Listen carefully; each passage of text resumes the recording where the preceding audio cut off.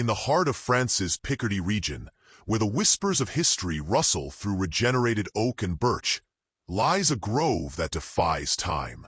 Delville Wood, a name etched in the annals of military history as a symbol of unparalleled sacrifice, bears witness to a battle that tested the limits of human endurance. For 6 days in July 1916, this tranquil woodland became a charnel house where 3,153 South African soldiers faced an artillery barrage so intense it averaged 1 shell explosion every 3 seconds. By the battle's end, only 143 men emerged physically unscathed. Yet, amid this devastation, a single hornbeam tree survived, its gnarled trunk still cradling shrapnel fragments like metallic scars.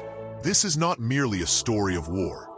It is a testament to resilience, a chronicle of ordinary men thrust into an inferno, and a nation's enduring pledge to remember. By July 1916, the Battle of the Somme had already claimed over 200,000 Allied lives in its first fortnight. The British High Command, desperate to break the stalemate, identified Delville Wood as the linchpin of the German second line. Its capture would unlock the strategic stronghold of Longueville and expose the German switch line to Allied artillery. What military planners could not anticipate was the wood's topography.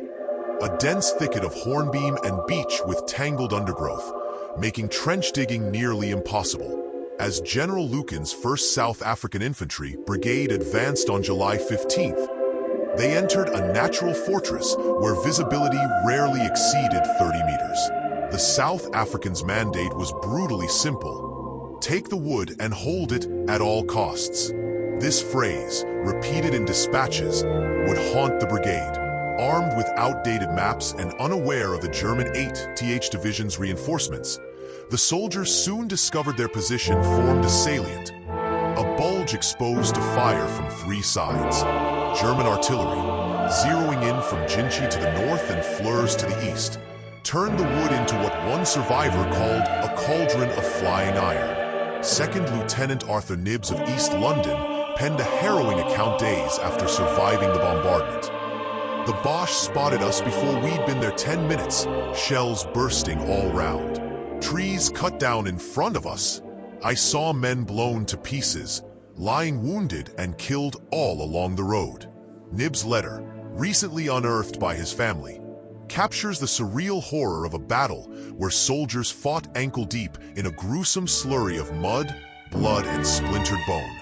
German marksmen, perched in surviving trees, picked off South African officers with chilling precision. Corporal Jacobus Pretorius of the Transvaal Scottish recalled, "You'd hear a crack, and another lieutenant would drop. We took to saluting with our left hands, rifles ready in our right." This grim innovation, undocumented in official reports, speaks to the ingenuity of desperation. Private William Faulds, a 21-year-old mechanic, embodied the unlikely hero. On July 18th, under withering machine gun fire, he crawled into no man's land to rescue Lieutenant A.W. Craig. His Victoria Cross citation notes, "The artillery fire was so intense that stretcher-bearers considered rescue impossible. Faulds faced certain death unflinchingly." What the citation omits is Faulds' return hours later to retrieve another wounded comrade, navigating by the moans of the dying. Faulds' post-war life revealed war's psychological toll. Colleagues at Dreyfus and Company noted he'd inexplicably dive under machinery at loud noises, a silent echo of Delville's guns. His 1950 obituary simply stated, he preferred not to speak of the wood. German Führer walls, rolling barrage. Tactics reached apocalyptic intensity here. Over 20,000 shells fell on July 18th alone, equivalent to 1.3 tons of explosives per South African soldier. The wood's floor became kieselguhr, a powdered soil from pulverized tree matter, which clogged rifles and lungs alike. On the battle's 4th day, German pioneers unleashed flamethrowers, Sergeant Peter van der Walt described. A wall of fire 30 feet high. Men ran screaming, their uniforms melting. We shot our own to spare them. This ghastly detail, absent from official records, survived in van der Walt's diary. Buried with him at Thiepval, the surviving hornbeam, now 109 years old, serves as a natural archive. Core samples reveal growth rings stunted in 1916, followed by a resurgence, a botanical metaphor for post-war healing. Conservationists recently extracted a Mauser bullet embedded 4 meters high, suggesting it ricocheted through the canopy during the battle. In 1986, saplings from this tree were planted at South Africa's Union buildings. When apartheid fell, Nelson Mandela insisted they remain, stating, "These trees remember all who bled here, black and white."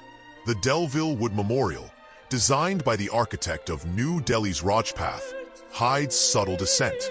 Its flint construction, unusual for French monuments, mirrors South Africa's Karoo rock formations. The bronze castor and Pollock statue, intended to represent British Afrikaner unity, instead gazes in divergent directions, a coincidence Baker called unfortunate in private letters. Original plans included a roll of honor for all South African World War I dead. Budget constraints limited it to Delville's fallen. Today, the forgotten 9,000. Men like Zulu stretcher-bearer Saul Mackay's, who died retrieving Fald's comrades, remain absent, their exclusion a lingering wound. Every July, French farmers near Delville would unearth relics, a corroded water bottle here, a tobacco tin there. In 2019, a metal detectorist found a dog tag belonging to Private Johannes van der Merwe, 3rd South African Infantry. His granddaughter, now 97, wept upon holding it. Opa always said the wood followed him home. As dusk falls on Delville, the hornbeam's leaves murmur in a breeze that once carried death cries.